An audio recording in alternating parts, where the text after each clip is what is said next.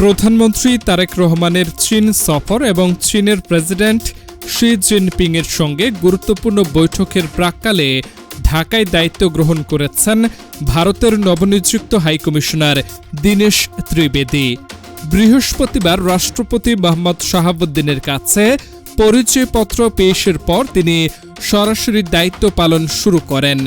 প্রথমেই তিনি যমুনা ফিউচার পার্কে অবস্থিত ইন্ডিয়ান ভিসা সেন্টার পরিদর্শন করেন এবং বাংলাদেশিদের জন্য প্রায় ২২ মাস বন্ধ থাকা পর্যটন ভিসা পুনরায় চালুর ঘোষণা দেন। একই সময়ে ভারত সরকার দীনেশ ত্রিবেদীকে কেন্দ্রীয় মন্ত্রিসভার মন্ত্রীর সমমর্যাদা দেওয়ায় কূটনৈতিক মহলে বিষয়টি বিশেষ গুরুত্ব পেয়েছে। বিশ্লেষকদের মতে এটি বাংলাদেশের সঙ্গে সম্পর্ক উন্নয়ন এবং দ্বিপাক্ষিক সহযোগিতা জোরদারের বার্তা বহন করতে পারে।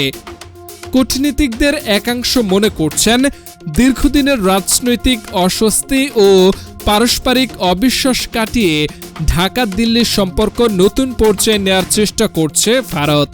অন্যদিকে প্রধানমন্ত্রী তারেক রহমানের বেইজিং সফরের সময়ই নতুন হাইকমিশনারের দায়িত্ব গ্রহণ ও ভিসা চালুর ঘোষণা আঞ্চলিক কূটনীতিতে নতুন আলোচনার জন্ম দিয়েছে। তবে অভিজ্ঞ কূটনীতিকদের মতে এসব পদক্ষেপের প্রকৃত তাৎপর্য সময়ের সঙ্গে আরও স্পষ্ট হবে। তাদের ভাষ্য, এটি যেমন সম্পর্ক পুনর্গঠনের ইতিবাচক উদ্যোগ হতে পারে, তেমনি দক্ষিণ এশিয়ার পরিবর্তিত ভূরাজনৈতিক বাস্তবতায় বাংলাদেশের কৌশলগত গুরুত্বেরও প্রতিফলন।